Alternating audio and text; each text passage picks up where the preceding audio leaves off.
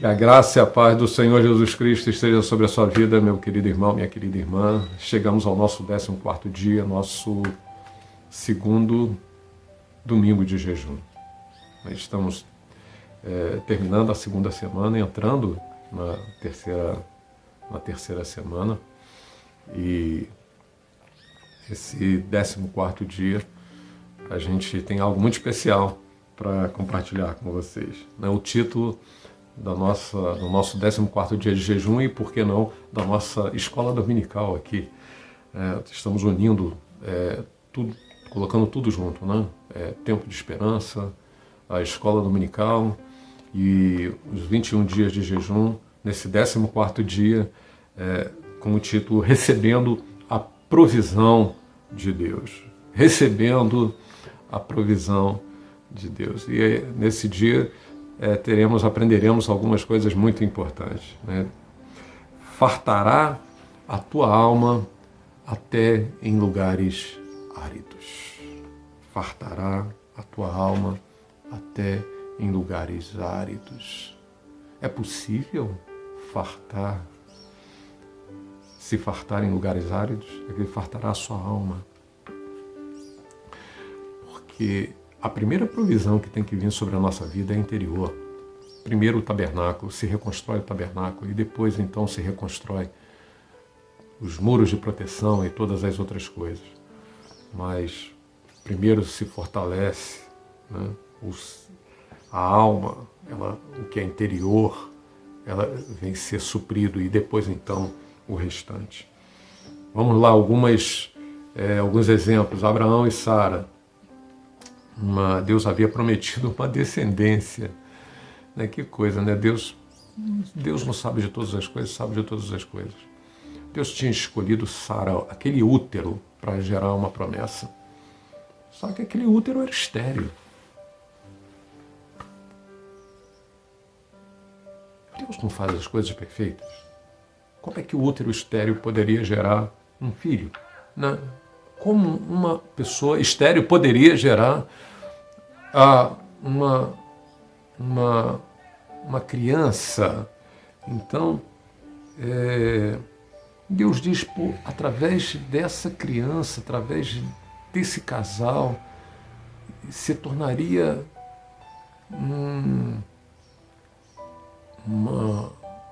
todas as nações da terra seriam abençoadas. Abraão, Isaac e Jacó. Mas não poderia ter a coisa não ser mais simples, mais fácil? Mas Deus é assim mesmo, irmãos. Né? Tira dos lugares mais inesperados, de onde é árido, é seco, é estéril, vai vir fartura. Eu quero profetizar isso na sua vida. Deus é mestre nisso. Só Ele pode fazer isso. De onde não se espera nada, é aí que sai tudo. É aí que tem o toque de Deus, esse dedo de Deus divino que faz o sobrenatural acontecer. Então, todas as nações da terra seriam abençoadas através dessa promessa. Então, seu filho Isaac, herdeiro dessa promessa, nasceu quando Abraão e Sara tinham 100 anos. E ela 90 anos. Ele tinha 100 e ela 90, né, respectivamente. E quando Isaac se torna jovem, o Senhor vem com outra coisa ainda, né, mais inusitada ainda. O Senhor pede que Abraão ofereça seu filho como sacrifício. E nós sabemos que nosso Deus não é um Deus que aceita vida humana como sacrifício. Né? Que ordem mais louca, mais sem sentido. E como matar um filho, e como matar um filho da promessa que vem de um útero estéril que se esperou durante tanto tempo, 25 anos. Mas Abraão obedeceu, por isso ele se tornou pai da fé. Isso é uma loucura. Nenhum de nós faria uma coisa dessa. E Deus, na realidade, ele não queria Isaac, ele queria Abraão. Mas quando as promessas são grandes, o desafio também é grande, o sacrifício também é grande. E às vezes me incomoda, sabe? Me incomoda como a gente vive um evangelho tão fácil. Como as pessoas querem viver um evangelho só no raso, só de bênção. Deus é um Deus abençoador, sim, lógico que é um Deus abençoador. Mas é um Deus que Ele prova, Ele nos prova. Ele provou o povo, né? A gente tem falado sobre as quarentenas, né? Lá na live.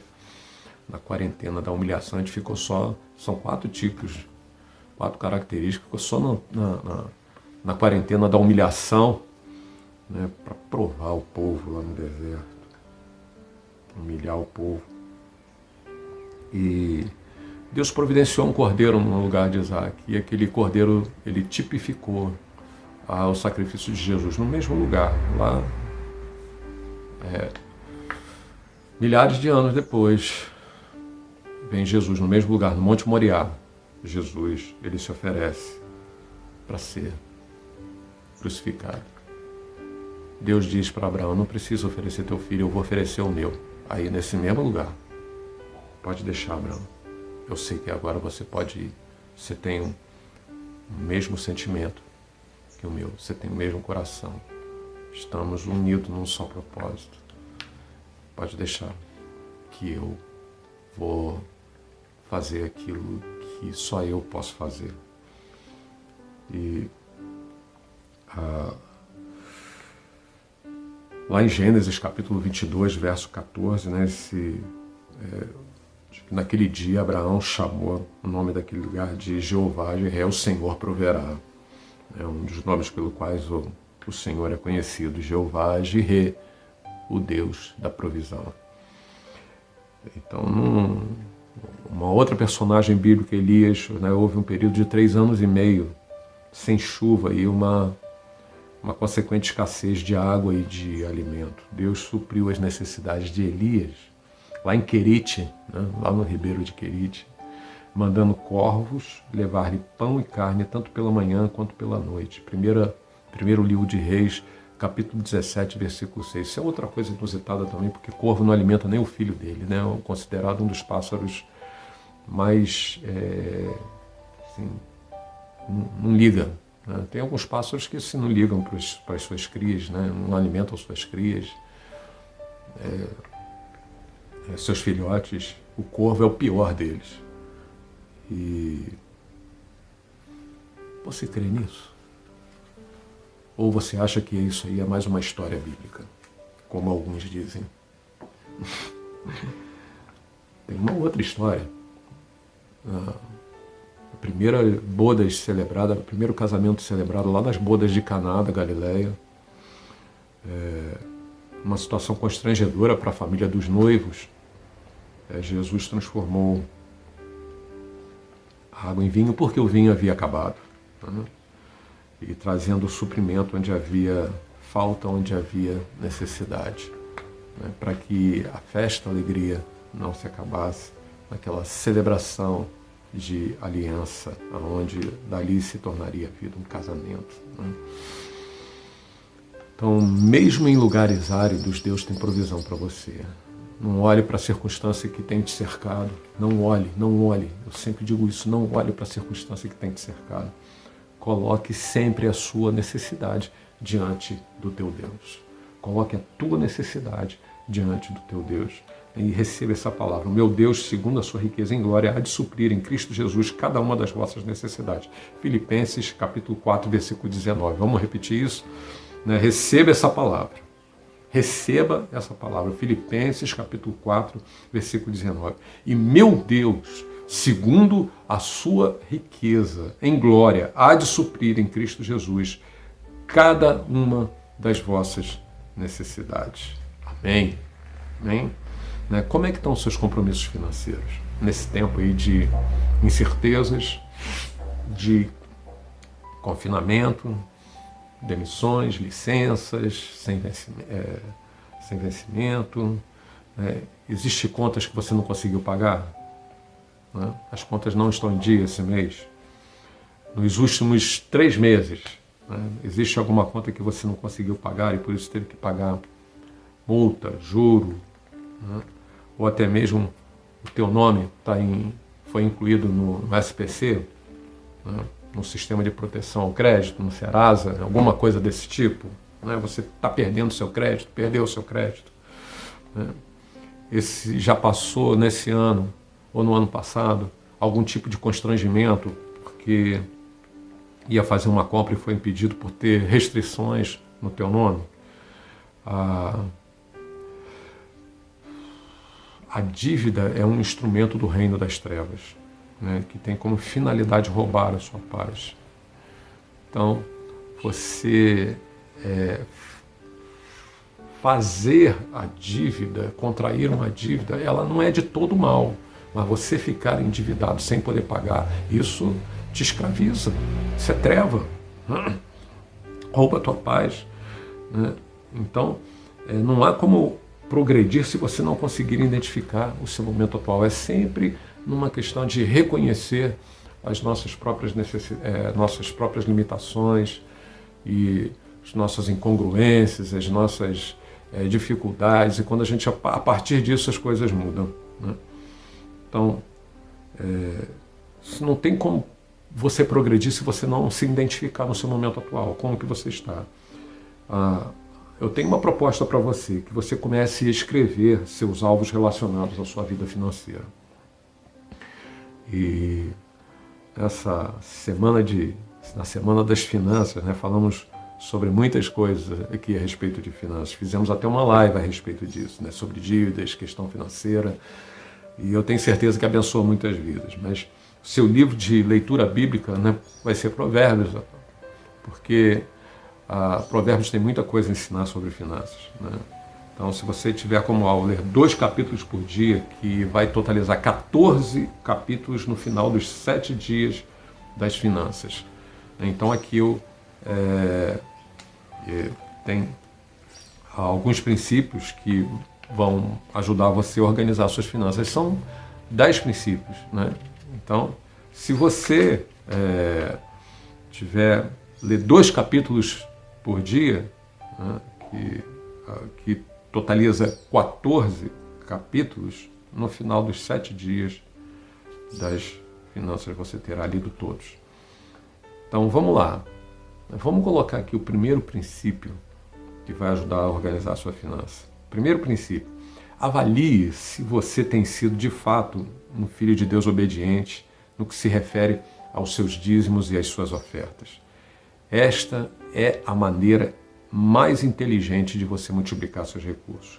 A Bíblia, ela é bem clara de que a única forma de repreendermos o devorador de nossas vidas é sendo fiel em nossos dízimos e ofertas. Está lá em Malaquias, capítulo 3. Então, seja um dizimista. Não deixe de ser dizimista, porque isso é proteção sobre a sua vida financeira. Quando você deixa de dizimar, você abre brecha para o devorador. Sempre tem alguma coisa impedindo, sempre tem um imprevisto. É um carro que quebra, é algo na sua casa que estraga, até mesmo questões de enfermidades que surgem, coisas inesperadas começam a acontecer que trazem prejuízo, né? Céus se fecham e coisas, elas que você estava esperando que acontecesse, estava para acontecer, contrato que ia render algum recurso, pronto, não é fechado, né? Porque você, né? Nós falamos sobre o se essa semana que passou. Então Deus trabalha com isso também, né? São as suas escolhas. Esse é o primeiro princípio: não negocie o seu dízimo, seja fiel no seu dízimo e benevolente, né? Altruísta, né? Gracioso nas suas ofertas. Segundo princípio: junte em uma pasta ou envelope todas as pendências financeiras e pela manhã, antes de qualquer coisa, dobre seus joelhos e peça a Deus perdão pela maneira como você usou o seu crédito erroneamente. E clame ao Espírito de Deus para que te ensine a administrar o dinheiro que Deus te deu de maneira sábia e responsável. Profetize, né, o favor de Deus. Declare que Ele abrirá rios no deserto. Faça isso, faça esse exercício antes de qualquer coisa, dobre os seus joelhos e clame ao Senhor, né, por uma mudança. Agora, reconheça que você tem errado e usado o seu dinheiro de forma equivocada, se você está com dívidas. Terceiro princípio, isso é uma coisa que eu sempre falo: procure seus credores e negocie imediatamente as suas pendências da maneira que for possível cumprir. Comece pelos valores maiores e depois pelas contas de menor valor. Nunca aceite uma negociação em que você não tenha certeza da possibilidade de cumprimento da mesma, pois isso irá trazer mais danos do que benefícios. Não é hora de arriscar em nome da fé. Não arrisque, simplesmente faça alguma coisa que esteja, que você possa fazer, alcançável, coisas que sejam mensuráveis. Não deixa dívida, vai lá e negocia com quem você está devendo. Quarto princípio: se alguém está te devendo algum valor, clame a Deus para que Ele, pelo Espírito Santo, toque no coração do seu devedor, a fim de que ele venha te procurar ainda nestes dias de campanha. Então faça isso, né? Peça crendo. Quinto princípio: avalie os seus gastos com cartão de crédito. Veja os últimos 6 boletos e veja quantas coisas foram compradas sem necessidade. Imagine esse dinheiro em suas mãos. Então, se você está gastando dinheiro desnecessariamente, tem gente... Aí a gente já viu isso, né? Pessoas que gastam compulsivamente, porque elas têm uma necessidade de satisfazer. A gente já viu essa questão de autoestima baixa, uma série de coisas. Não é esse o nosso objetivo. Mas é um exercício, né? Se você tem gastado seu dinheiro, se você percebe isso olhando o seu cartão de crédito, né, fazendo compras sem necessidade, seja mais prático, mais objetivo, e você vai ver o quanto você tem desperdiçado o seu dinheiro. Sexto princípio: a Bíblia diz que digno é o trabalhador do seu salário. Você paga todo mundo, a companhia de telefone, de luz, colégio, administradora de cartão. Observe que a única pessoa que não recebe no final do mês é você, né? Tenha como meta guardar uma parcela do seu pagamento. O único dinheiro que é verdadeiramente seu é aquele que você foi capaz de guardar. Poupança não é o que sobra, poupança é aquilo que faz parte do orçamento, né? Sétimo princípio: você não precisa de vários cartões e cheques. A possibilidade de cometer exagero quando não se está lidando com dinheiro é muito maior, né? Reduza ao máximo os seus gastos com dinheiro de plástico, né? Reduza os seus cartões. Aprenda a usar o cartão apenas para o socorro. O oitavo princípio: não aceite notícias desanimadoras das trevas. Confesse em todo momento o Salmo 37:19, que diz: no tempo de fome os justos se fartarão. Eu quero profetizar isso. No tempo de escassez você estará farto. Os tempos da aridez, né, como nós começamos a dizer aqui nesse nosso 14º dia de jejum, né, fartará a tua alma até em lugares áridos, né? Nono princípio: evite o consumo desnecessário. Cuidado com as armadilhas da mídia, da sociedade. Você não precisa comprar tudo que vê pela frente para ser aceito, e não precisa mesmo, né? Tenha certeza disso, você é aquilo que você é como filho de Deus, né? Extremamente valorizada por Ele, né? Não pelo que as pessoas dizem que você é, mas por aquilo que Ele vê que você é, né? 10º princípio, né, e último: tenha como alvo principal zerar as dívidas, né? Limpar seu nome caso ele esteja restrito. Tudo que não for de caráter essencial deve ser cortado e deixado para depois, e pagar tudo que você deve. Estar agora em 2020 e chegar principalmente para planejar para 2021, né? Não ter pendência nenhuma, né? Faça esse sacrifício, faça esse exercício, sem pendências, no ano de 2021, né? É o alvo do nosso jejum, né? Se prepare para um ano de colheita abundante que Deus vai trazer para a sua vida, em nome de Jesus. Eu quero profetizar isso sobre você, sobre a sua vida. Um ano de colheita abundante ainda em 2020, apesar de todo o confinamento, apesar de toda a pandemia, apesar de toda a praga, apesar de toda a quarentena, apesar de todas as incertezas, apesar de tudo que aconteceu. Quero profetizar um 2020 abençoado. Sabe por quê? Porque na medida que nós buscamos ao Senhor, buscamos recurso nele, né, nós estamos dizendo e acreditando que mesmo em lugares áridos, Ele tem uma provisão para nós. Ele fartará a tua alma em lugares áridos, em nome de Jesus. Creia nisso. Deus te abençoe, em nome de Jesus. Amém? Vamos fazer uma oração. Pai, em nome de Jesus, eu quero declarar que a tua bênção chegará aos teus filhos. Que nos lugares áridos, nos lugares de escassez, como é o tempo que muitas vezes podemos viver em nossas vidas, como alguns podem estar vivendo. Ó Deus, eu quero profetizar tempo de abundância, tempo de provisão, tempo onde o Senhor estará trazendo a novidade que vem do alto. Em nome de Jesus, que possamos ser fiéis em tudo aquilo que recebemos do Senhor, que possamos colocar em prática, ó Deus, tudo aquilo que recebemos de conselho e que as tuas promessas e a tua fidelidade, ela seja real, poderosa, transformadora na nossa vida. Em nome de Jesus. Amém. Shalom, beijo no seu coraçãozinho.